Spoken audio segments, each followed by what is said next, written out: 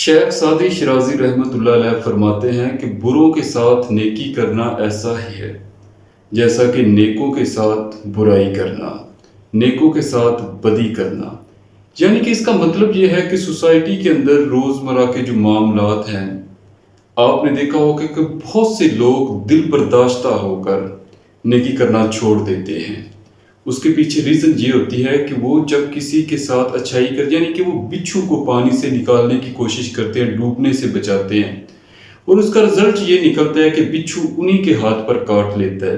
شیخ Saadi شرازی رحمۃ اللہ علیہ نے بڑی عقل و دانش کی باتیں کی ہوئی ہیں، بڑی ایسی حکایات قصے کے ذریعے ہماری رہنمائی کی ہے کہ ہمیں سوسائٹی کے اندر روزمرہ کے معاملات کے اندر کن لوگوں کے ساتھ نیکی کرنی ہے، اچھائی کرنی ہے، کن لوگوں کے ساتھ ہمیں اپنے تعلقات رکھنے ہیں اور کن لوگوں کے ساتھ تعلقات نہیں رکھنے۔ شیخ سعدی شرازی رحمۃ اللہ علیہ لکھتے ہیں کہ چند ڈاکو قافلوں کے لیے وبال جان بنے ہوئے تھے۔ کوئی بھی قافلہ جب شہر کی حدود سے باہر نکلتا تھا تو اسے لوٹ لیتے تھے اور قتل و غارت کرتے تھے۔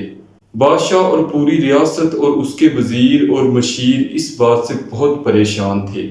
آخر کار فیصلہ کیا گیا کہ شہر کے داخلی اور خارجی راستوں سمیت شہر کے دور ویرانوں اور جنگلوں کے اندر بھی کچھ سپاہیوں کے دستے تعینات کر دیے گئے تاکہ ڈاکوؤں کو پکڑا جا سکے۔ آخر کار بہت محنت کے بعد، بہت کوشش کے بعد ڈاکوؤں کو پکڑ لیا گیا۔ جب ڈاکوؤں کو پکڑ کر بادشاہ کے دربار میں پیش کیا گیا تو بادشاہ نے تمام ڈاکوؤں کو سزائے موت سنا دی۔ ان ڈاکوؤں کے اندر ایک نوجوان ڈاکو بھی تھا جس کی عمر بمشکل 18 سے 19 سال تھی۔ ایک وزیر کو اس پر رحم آ گیا تو وزیر نے کہا کہ بادشاہ سلامت، اگر جان کی امان پاؤں تو میں کچھ عرض کرنا چاہتا ہوں۔ بادشاہ سلامت نے کہا کہ بولو، تم کیا کہنا چاہتے ہو؟ تو وزیر نے کہا کہ بادشاہ سلامت، یہ نوجوان جو ابھی اپنی زندگی کا آغاز کر رہا ہے، برائی اس کی طبیعت کے اندر شامل نہیں ہے، برائی اس کی نیت کے اندر شامل نہیں ہے، برائی اس کے ارادوں کے اندر شامل نہیں ہے۔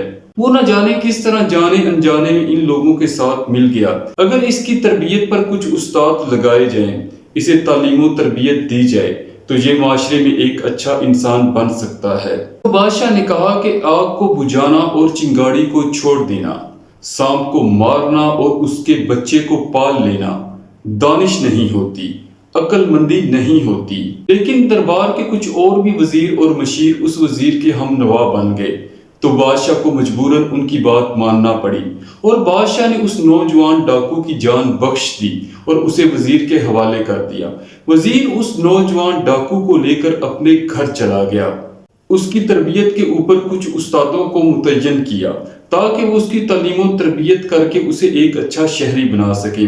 اسی طرح 2 سے 3 سال گزر گئے۔ وزیر کے دل و دماغ سے بادشاہ کی باتیں نکل چکی تھیں۔ ایک رات نہ جانے اس نوجوان ڈاکو کو کیا ہوا کہ اس نے وزیر کے بیوی اور بچوں کو قتل کیا، گھر کا سارا سامان سمیٹا اور وہاں سے بھاگ گیا اور پھر کبھی قابو نہ آ سکا۔